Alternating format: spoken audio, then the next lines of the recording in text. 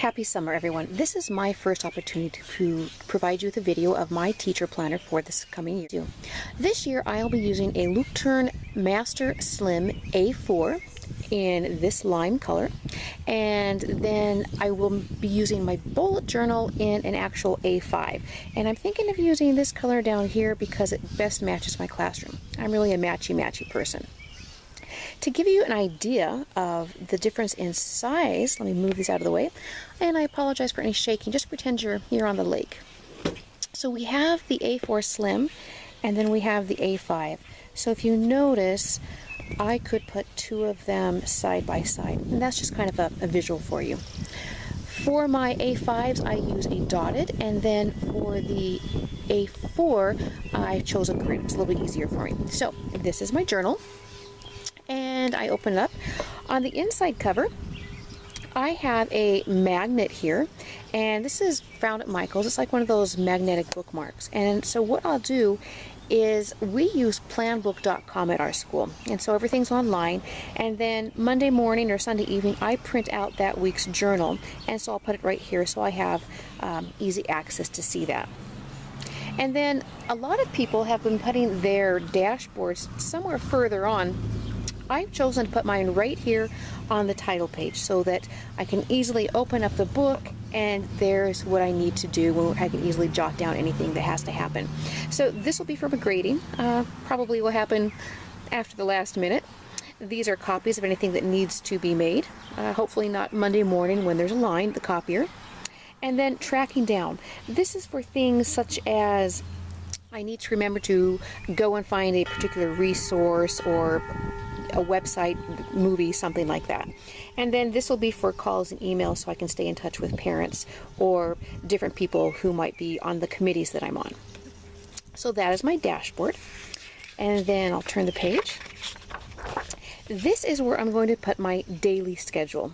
And this will be like so I know where I should be first hour all the way through the end of the day. It also helps me preparing substitute lesson plans so I know a time and very quickly where to tell them they need to be. And then moving on to the next page, then moving on, of course, we have our index. And that continues on to this page. I don't have the whole thing filled out yet, but I do have some other ideas here for some possible planner pages with some of my leftover ones. So for example, differentiation ideas, textbook sign-out sheets, medical information, meeting notes, or multiple intelligence chart. So those are just a few ideas. And then I turn to my actual title page.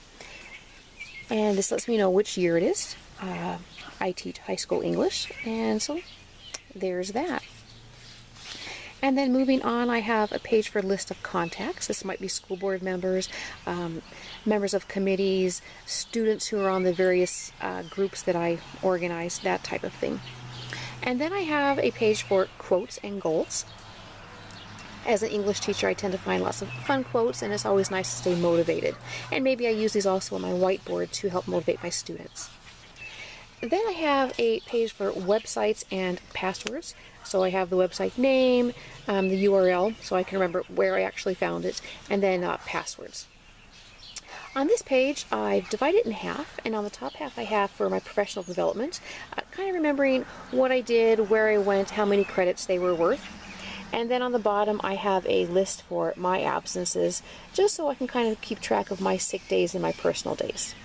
Our secretary is really good about this, but it's always nice to be responsible for your own days.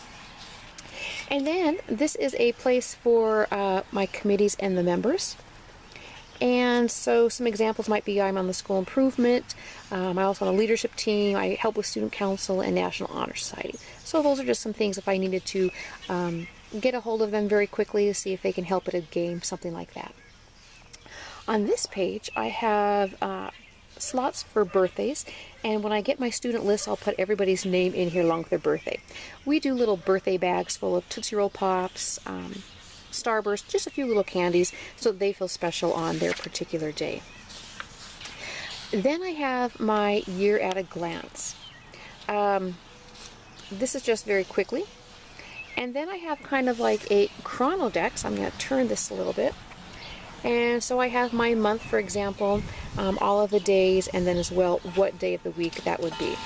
And that goes all the way through May. I did mess up, so I had to have a fold-out sheet for May. I teach English, and for some reason my fractions weren't correct when I was trying to figure out how many pages I needed. But if that's the worst thing that happened, we're good. Then I move on to my months at a glance. Now, when I first started this, I was thinking that I would be doing my bullet journal in this. And since I've changed my mind for that, what I have is a 2-page spread for each month. So this, for example, is August. And then on the bottom of the pages, I found this. These are actually the last pages in my Erin Condren planner, and I just kind of cut them out so I have a real quick glance at that month. And then I also have this for September. Here is October,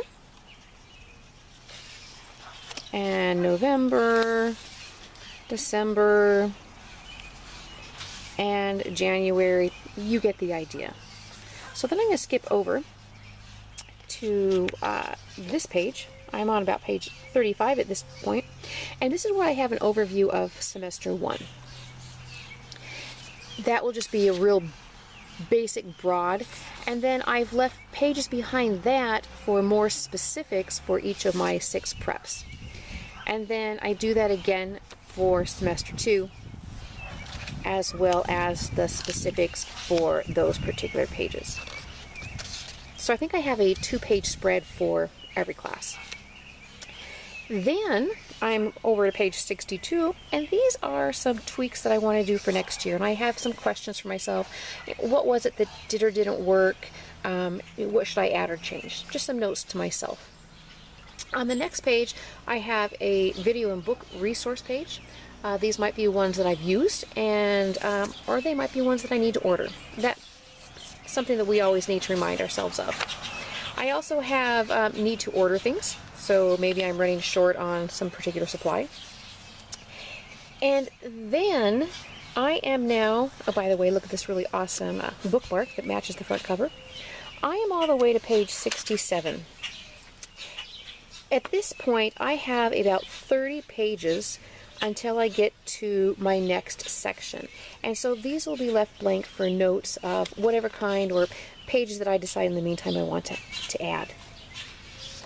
On page 91, I have a page for my IEPs and 504 accommodations. And, you know, these are confidential, but these are good reminders for me, so maybe when I'm making plans at home or something, I can quickly look and say, oh, Billy needs to have this taken care of for him. And there I have it right there with me at all times. Or for parent meetings. This is a page for my Cougar Time students. This is kind of like a home room, but it's the end of the day. And I want to have a list of those students and their schedules because I kind of play mom and I keep track of what their grades are, their missing assignments, and just kind of make sure that they are where they need to be or are working towards something. So that page is so that I can keep track of those kids. Then, work with me here. We're on page 96. This is our school's grading scale. So when I'm working on papers or whatnot and I need to convert, I can easily see that. A schedule of when the quarters end. I'm always kind of wondering, oh, how many more things can I put into this? And then we use the accelerated reading program. So these are the points that my different grade levels need to have, and I have that. And then the big deal, and this is why I chose grit to begin with, we have the grade book title page.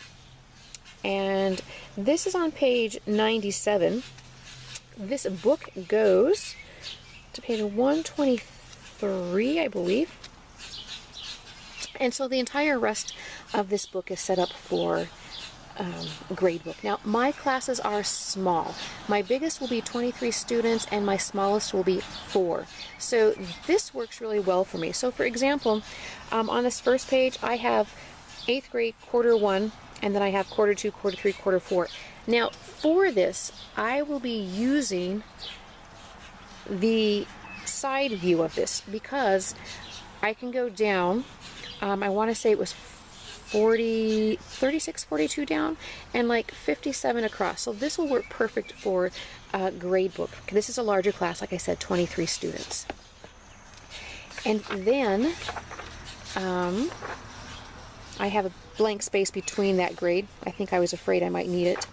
And then I'll be teaching the study skills for quarter 1 and quarter 2, and then also quarter 3, quarter 4, and it might have 7 or 8 students. So I only allotted 1 page per semester. I wasn't very worried about that.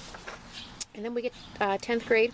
10th grade for me will be about 9 students. So again, I will probably do this landscape as well. And then I get to my 11th grade.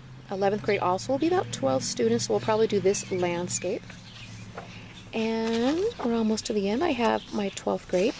There'll be about 5 students this year. It's a very, very small class.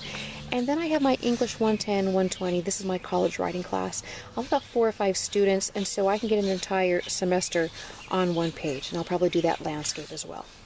So, this is my planner. And, you know, the front of this is pretty boring. But I did find in my son's room, in his iPhone, these stickers from Apple.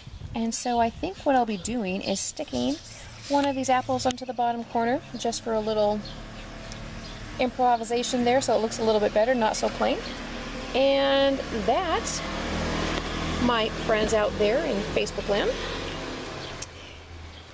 is my planner and my bullet journal for the 2017-2018 year, and I will be posting the teacher bullet journal as soon as possible.